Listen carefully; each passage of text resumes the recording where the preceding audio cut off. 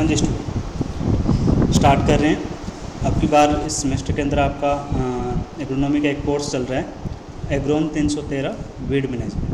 तो weed management वैसे आपने फर्स्ट ईयर फर्स्ट सेम के अंदर इसके बारे में पढ़ा हुआ है, लेकिन इसके अंदर भी ये पूरा उसको एक सब्जेक्ट बना दिया, एक कोर्स बना दिया। ठीक है, तो अपन सबसे पहले बात करते हैं, जैसे कि आपने इसमें पढ़ा हुआ है इंट्रोडक्शन के बारे में और उसके जो करैक्टरिस्टिक्स हैं, इसकी जो विशेषताएँ हैं। ठीक है, तो खरपतवारों की क्या क्या विशेषताएं हैं उनके बारे में अपन बात करते हैं। ठीक है, तो सबसे पहले इसके इंट्रोडक्शन के अंदर इसकी जो परिभाषा के बारे में देखते हैं, तो कि खरपतवार है क्या। ठीक है, तो इसमें है कि a weed is a plant growing where it is not desired. Jethro Tull के द्वारा ये 1731 के अंदर उन्होंने ये परिभाषा दी थी कि खरपतवार वे अनिच्छित पौधे हैं जो किसी स्थान पर बिना बोए उगते हैं और जिनकी उपस्थिति से किसान को लाभ की तुलना में हानि अधिक होती है, या फिर किसान के लिए वो अधिक हानिकारक होते हैं। ठीक है, जो वीड शब्द है सबसे पहले जेथरो टूल ने दिया था 1731 के अंदर, और उन्होंने वीड पे अधिक काम किया था, इसीलिए इनको फादर ऑफ वीड साइंस भी जेथरो टूल को कहा जाता है। जैसे कि इसके अंदर आपको इमेज दिखाई दे रही है, ये जेथरो टूल की इमेज है।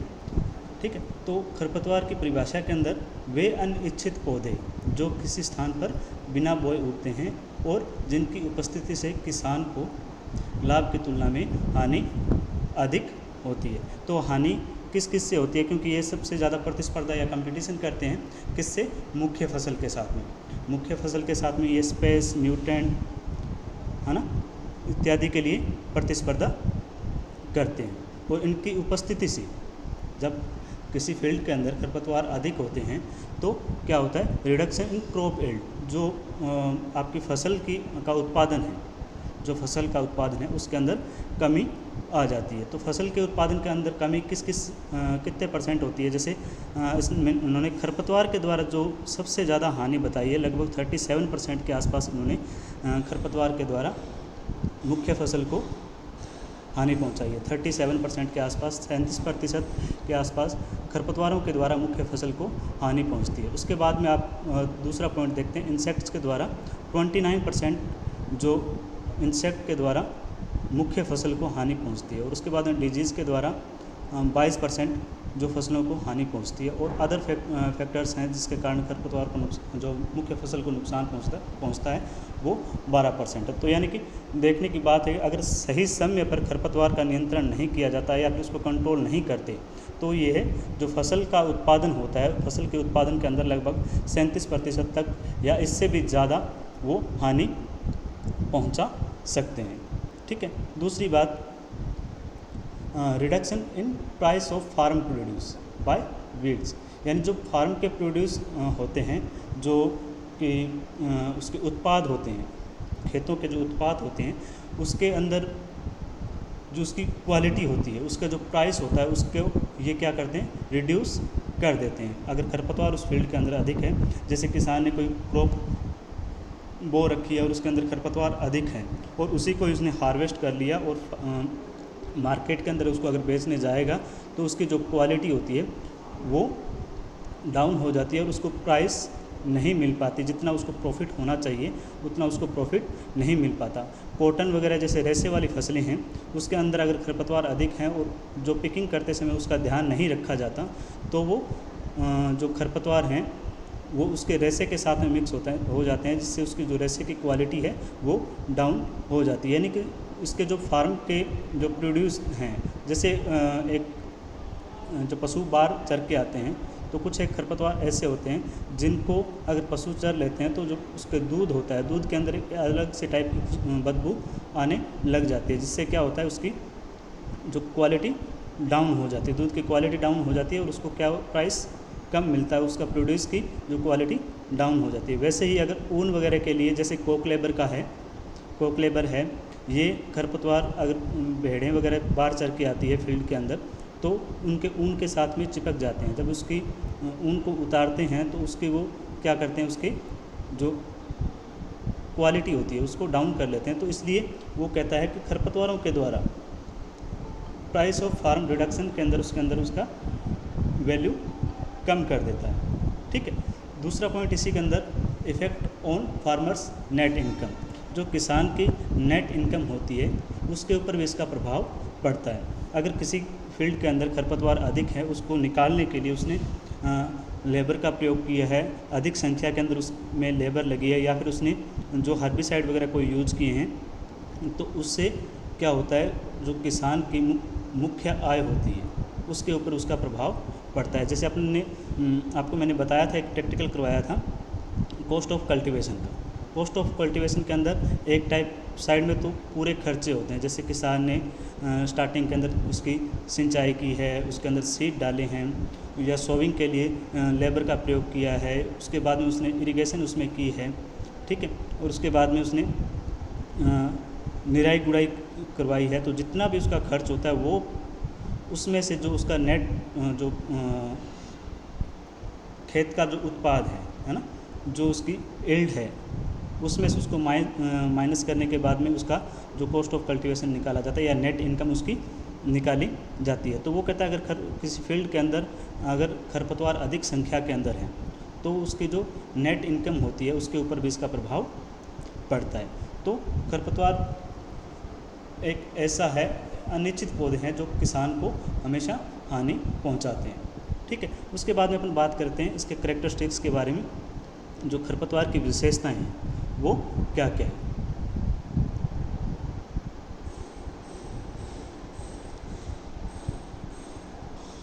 ठीक है। तो सबसे पहले अपन बात करते हैं करैक्टरिस्टिक्स के अंदर पहले पॉइंट की,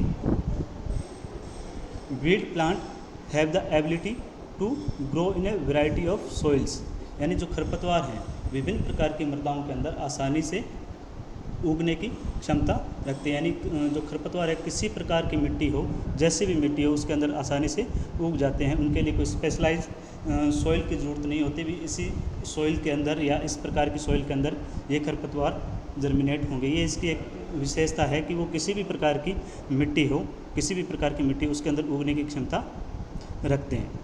ठीक है। दूसरा, the root of the weed extend to a greater depth than the root of the crops, resulting in adverse conditions. Moisture and nutrients from the soil are absorbed by the soil and they survive, such as Convolvulus arvensis, Saccharum spontaneum, Cyprus rotundus, Alhagi camelorum। यानी खरपतवारों की जो जड़ें होती है वो मुख्य फसलों की जड़ों की तुलना में अधिक गहराई तक फैलती है। जो उनकी जो रूट सिस्टम है वो अधिक डीपली या अधिक गहराई तक जाता है, उसकी जो जड़ें हैं भूमि के अंदर अधिक गहराई तक फैलती है, जिसके जो परिणाम स्वरूप क्या होता है, प्रतिकूल जब परिस्थितियाँ होती है तब वह जो मृदा की निचली सतह से नमी और पोषक तत्वों का अवशोषण कर वो जीवित रहते हैं। इसके कुछ एग्जाम्पल्स हैं, जैसे हिरनखुरी हो गया, कॉन्वोलुलस आर्वेंसिस, सैकरम स्पॉन्टेनियम जिसके कांस का हो गया, साइप्रस रोटेंडस मोथा, और एल्हागी कैमिलोरम जैसे इसमें ज्वासा। ये खरपतवार हैं जो कि प्रतिकूल परिस्थितियों के अंदर भी इनकी जो जड़ें हैं अधिक गहराई के अंदर जाती है और वहाँ से ये मॉइस्चर या नमी और पोषक तत्वों का प्रयोग करके ये जीवित रहते हैं। तो ये भी इन खरपतवारों की विशेषताएं हैं। उसके बाद नेक्स्ट अपन बात करते हैं द सीड वाइबिलिटी, जो इनकी जीवन क्षमता है, seed viability in weed seeds remain for a long time, यानी लंबे समय तक इनका जो बीज की व्यवहार्यता होती है वो लंबे समय तक बनी रहती है। Such as the Chenopodium album, जैसे इसका बथुए का है ना, बथुआ है वो क्या है 40 से 50 सालों तक जीवित रहता है। अगर उसके बीज मृदा के अंदर पड़े रहें तो वो 40 से 50 साल के बाद में भी जर्मिनेट होने की क्षमता रखते हैं। उसके बाद में कॉन्वोलुलस आर्वेंसिस, ये 50 सालों तक इनके बीज की जो व्यवहार्यता है, जीवन क्षमता बनी रहती है। साइप्रस रोटेंडस है, ये 20 सालों तक अगर इनके बीज या फिर इसके वेजिटेटिव पार्ट्स अगर भूमि के अंदर बने रहते हैं या इनके जो सीड्स के द्वारा वो लंबे समय तक जर्मिनेशन करने की क्षमता रखते हैं। ठीक है। इसके बाद में there is a lot of similarity in the colour and size of seeds of weed and crop, यानी इनके अंदर जो खरपतवारों और फसलों के बीच में, खरपतवार और जो फसलों के बीज है उसके अंदर रंग और आकार के अंदर काफ़ी समानता होती है, यानी वो दिखने के अंदर और उसके जो साइज़ होता है उसके अंदर लगभग एक समान से दिखते हैं, उनका यानी पता लगाना मुश्किल होता है। जैसे इसमें सत्यानाशी का बीज हो गया और सरसों का बीज हो गया, अगर इन दोनों को बीजों को एक साथ मिलाते हैं तो बिल्कुल ये सरसों के बीजों की तरह ही दिखाई देते हैं। प्याजी और प्याज के बीज में समानता, जैसे प्याजी एक खरपतवार है एस्पोडेलस टेनुइफोलियस, और अगर प्याज के बीजों के साथ मिक्स हो जाते हैं तो वो बिल्कुल दिखने में एक समान दिखते हैं। सत्यानाशी का हो गया जैसे अर्जिमोन मैक्सिकाना का, उसका बीज और सरसों का बीज दिखने में एक समान होता है। तो इसके पॉइंट के अंदर वो कहना चाह रहा है कि इसके अंदर जो कुछ खरपतवार ऐसे होते हैं जो कि फसलों के बीजों के रंग और आकार के अंदर, है ना, काफ़ी उसके अंदर समानता दिखाई देती है, काफ़ी एक जैसे दिखाई देते हैं। तो ये भी इनकी एक मुख्य विशेषता है। ठीक है, next, reproduction is found in weed by seeds and vegetative parts, यानी इनका जो जनन है, खरपतवारों का जो जनन है वो बीजों के द्वारा भी होता है और वानस्पतिक भागों के द्वारा भी होता है, यानी बीज के द्वारा भी ये जनन करते हैं और अपने वानस्पतिक भागों के द्वारा ही जनन करते हैं। जैसे साइनाडोन डेक्टाइलोन हो गया, कॉन्वोलुलस आर्वेंसिस हो गया और सेकेरम स्पॉन्टेनियम कांस हो गया, ये हिरनखुरी और दूब घास। इसके अलावा आप पत्थर चट्टाका ट्राइंथिमा मोनोगाना, वो भी एक खरपतवार है जिनका जो प्रवर्धन है उनकी पत्ती के द्वारा होता है ना। इसके अलावा भी एक एग्जांपल जैसे अभी मैंने बताया ट्राइंथिमा, वो पत्तियों के द्वारा, पत्ती का अगर एक पार्ट भी भूमि के अंदर या ज़मीन के अंदर गिर जाता है तो भी वो अपने नए पौधे को जन्म दे देता है। तो यानी जो रिप्रोडक्शन करने की क्षमता होती है, जनन करने की जो क्षमता होती है वो सबसे अधिक इसके अंदर पाई जाती है। ठीक है, तो इसके बाद में नेक्स्ट अगर बात करें, weeds have the capability to produce more seed than crops, यानी इसके अंदर इतनी क्षमता होती है कि वो मुख्य फसल, जो आपने कोई भी फसल अगर ले रखी है तो उसकी अपेक्षा वो अधिक संख्या के अंदर बीजों का उत्पादन करते हैं, यानी फसलों की तुलना में अधिक संख्या के अंदर वो बीजों का उत्पादन करते हैं। इसका एग्जाम्पल जैसे आ गया सोलेनम निग्रम हो गया, धतूरा स्टेमोनियम हो गया, पार्थेनियम हो गया। पार्थेनियम हिस्टेरोफोरस जो एक खरपतवार है जिसको अपन गाजर घास या कांग्रेस घास भी बोला जाता है। तो ये जो खरपतवार हैं वो क्या करते हैं, अधिक संख्या के अंदर बीजों का उत्पादन करते हैं। इसके अलावा जैसे एक आपका हो गया जंगली चौलाई अमेरेंथस विरिडिस, ये इसका एक पौधा लगभग 1,80,220 सीड, और ये मकोय सोलेनम निग्रम जिसका इसका एग्जाम्पल मैंने बताया है, ये 1,78,000 जो सीड्स है ना, और सत्यानाशी का आर्जिमोन मैक्सिकाना का लगभग 5,000 बीज, और जंगली जई 250, और जो स्ट्राइगा एक एग्जाम्पल और है स्ट्राइगा सीड का, वो लगभग 0.5 करोड़ बीज प्रति वर्ष पैदा करता है, लगभग 0.5 करोड़ बीज प्रति वर्ष, यानी इतनी इनके अंदर बीजों को के उत्पादन करने की क्षमता होती है। यानी इनके जो प्लांट होता है उसके अंदर बीजों की संख्या अधिक होती है, बहुत ज़्यादा अधिक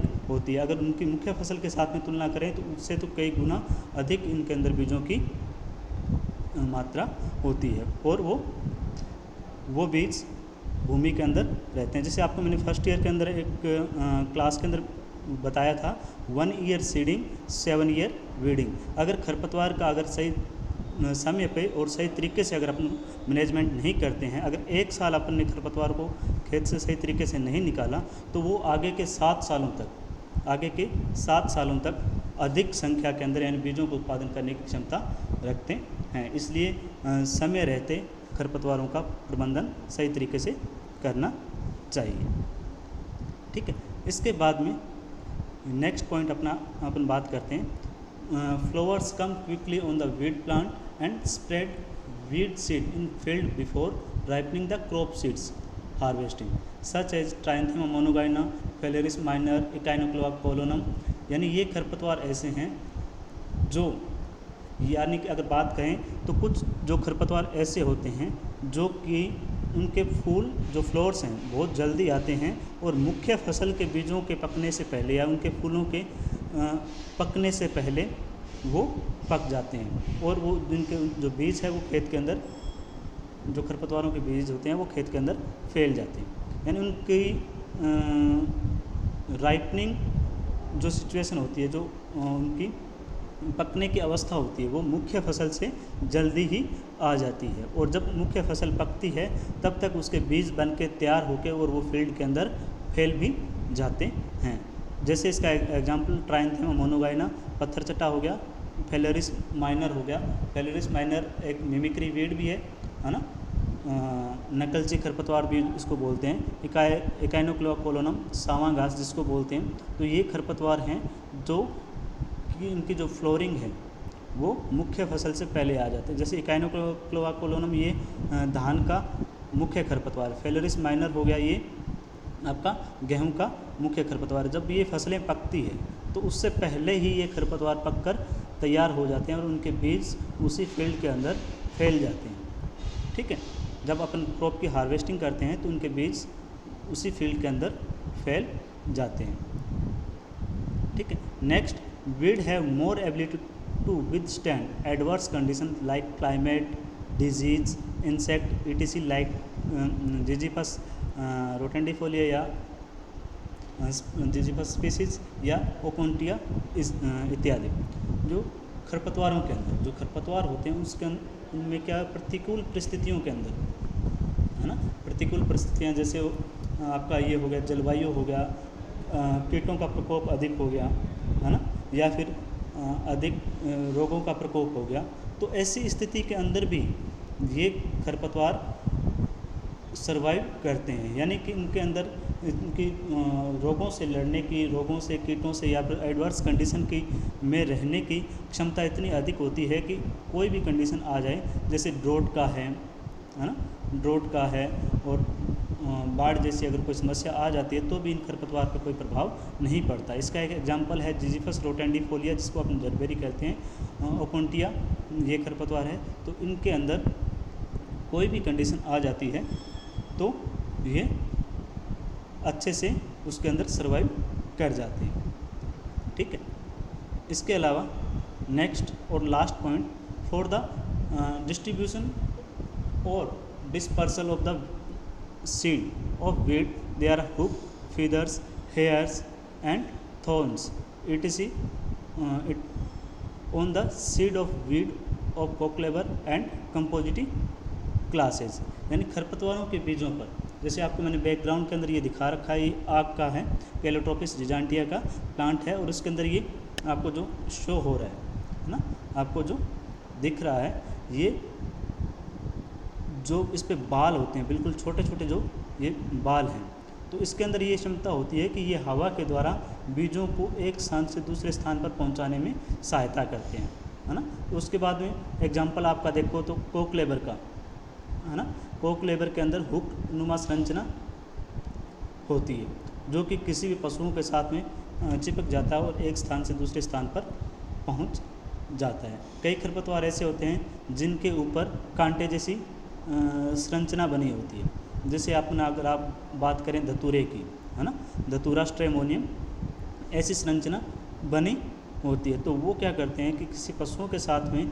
या किसी के साथ में चिपक कर एक स्थान से दूसरे स्थान पर चले जाते हैं। तो ये किसकी, इन खरपतवारों की मुख्य विशेषता है कि इनका जो डिस्ट्रीब्यूशंस होता है या जिसका जो डिस्पर्सल या जो वितरण होता है वो बड़ी आसानी से हो जाता है। हवा के द्वारा भी हो जाता है, पानी के द्वारा भी हो जाता है ना, और पशुओं के साथ में चिपक के भी ये जो खरपतवार एक स्थान से दूसरे स्थान पर चले जाते हैं। दूसरी बात, फार्म मशीनरीज होती है, उनके साथ में भी ये खरपतवार एक स्थान से दूसरे स्थान पर चले जाते हैं। तो उनमें जो वितरण की कैपेसिटी होती है वो सबसे ज़्यादा होती है। ठीक है, तो ये आपके 8-9 पॉइंट थे इसके